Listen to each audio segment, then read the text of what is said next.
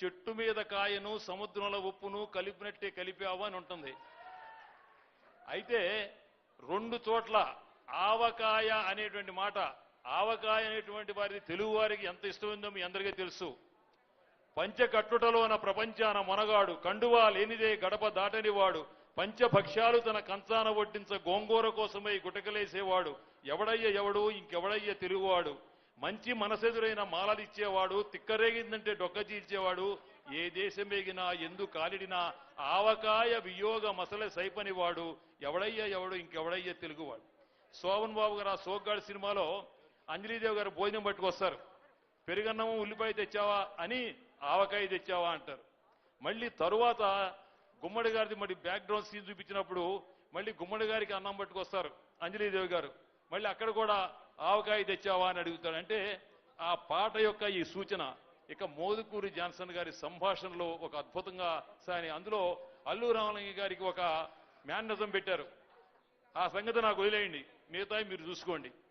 అల్లు రామలింగ గారికి శోభన్ బాబు గారు ఒక అద్భుతంగా ఫైట్స్ లో కానీ ఆయన ఎంట్రన్సే మన ఎడ్ల బండి తోలుకుంటూ వస్తారు. ఎంట్రన్సే అంటే గ్రామీణ జీవితానికి సంబంధించినటువంటి విషయం. ఆ సినిమా కోలవెన్నులో రాఘవేంద్రరావు గారు బాబాయ్ గారు ఊళ్ళో తీశారు, కొంత ఈడుపుగల్లో కూడా తీశారు కృష్ణలో. అంటే గ్రామీణ వాతావరణాన్ని చూపించాలనేటువంటి విషయమే కాకుండా ఒక గొప్ప సందేశాన్ని ఇచ్చారు. రైతే రాజు అనే సందేశాన్ని శోభన్ బాబు గారు ఆయన యొక్క వ్యక్తం చేసినటువంటి దీంతో అద్భుతంగా చూపించారు. అంజలీదేవి గారు ఒక డైలాగ్ ఉంటుంది అక్కడ. శోభన్ బాబు గారు కొడవలు తీసుకుంటాడు. రైతు కొడవలి పంట కోయటానికే కానీ పీకలు తరగటానికి కాదంటారు. అంటే రైతు ఎంత బాగా ఉండాలనేది కూడా చూపించారు. ఇందులో ఒక ఫోబియాని ఎలా మనం ఓవర్కమ్ చేయాలనేటువంటి దాన్ని కూడా ఒక సైంటిఫిక్ గా చూపించారు. అదేవిధంగా పద్మనాభం గారు, రమాప్రభ గారు, రాజబాబు గారి యొక్క ఒక సన్నివేశాలు కూడా ఎంతో అద్భుతంగా ఉండేటువంటి సన్నివేశాలు. పాటలు మాటలన్నీ కూడా అద్భుతంగా. ఆత్రేయ గారి పాటలు సన్నివేశానికి తగిన పాటలు. ఇప్పుడు పాట ముందు తీసేసిన తర్వాత సన్నివేశాలు పెడుతున్నారు. ఆ సినిమాలో ఖచ్చితంగా సన్నివేశానికి తగినటువంటి పాట. అవ్వా బొవ్వా కావాలంటే ఎలాగయ్యా అని, అవ్వా బొవ్వా కావాలంటే ఎలాగయ్యా అని చెప్పని, అవ్వ అయ్యే వరకు ఆగాలంటే అవ్వాయి పోతావు అమ్మాయి అంటాడు ఈయన శోభన్ బాబు గారు. అవ్వా బొవ్వా కావాలంటే అప్పుడు ఆగితే అవ్వాయి పోతావు నువ్వు అంటాడు. పట్టణానికి నువ్వు చదువుకోవడానికి వెళ్తున్నావు కదా, మళ్ళీ తిరిగి వస్తావంటే ఇంకా మెరుగులతో తిరిగి వస్తానంటారు. అన్ని మూటగట్టుకు వస్తావంటే నువ్వు జాగ్రత్తగా చూసి నువ్వు మడిగట్టుకుంటావు అని. అంటే ఒక అర్థవంతమైనటువంటి అద్భుతమైనటువంటి పాటలు.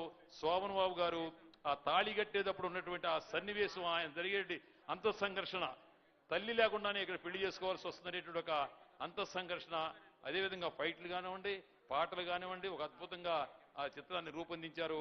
శోభన్ బాబు గారికి ఒక్కసారి ఆయన పైలాకాలో ఉన్న ఆయన యొక్క ఆశీస్సులు మీ అందరికీ దక్కుతాయని ఇక్కడ మీకు అభిమానుల సంగతి మీకు తెలియని విషయం అమ్మ ఒకటి చెప్తాను మీకు.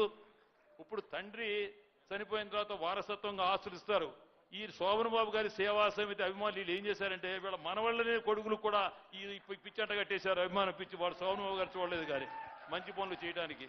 ఇటువంటి ఇందరు అమ్మల దగ్గర ఇంతమంది మిత్రులు, ఇంతమంది అభిమాన సంఘ సోదరుల దగ్గర ఉండి ఈ 4 మాటలు చెప్పే అవకాశం కలిగినందుకు మీ అందరికీ హృదయపూర్వక హృదయం తెలియజేసుకుంటూ సెలవు తీసుకుంటున్నాను. జై హింద్. ధన్యవాదాలండి. Thank you very much.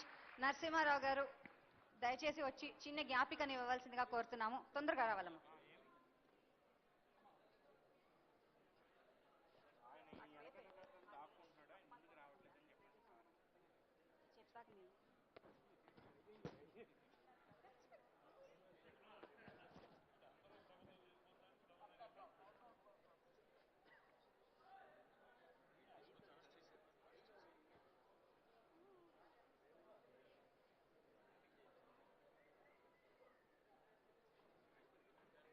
పంచకట్టుకున్న అసలైన తెలుగు హీరోగా శోభన్ బాబు గారి గురించి ఎంతో అందంగా చెప్పారండి. Thank you very very much. ధన్యవాదాలు తెలియజేస్తున్నాము.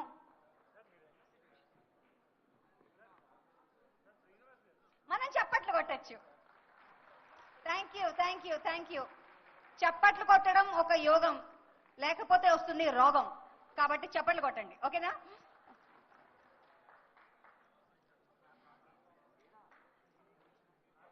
నెక్స్ట్ డాక్టర్ సురక్షిత్ గారి గురించి చెప్పాలండి. డాక్టర్ సురక్షిత్ గారు ఇస్ లెజెండరీ తెలుగు శోభన్ బాబు గారి గ్రాండ్ సన్.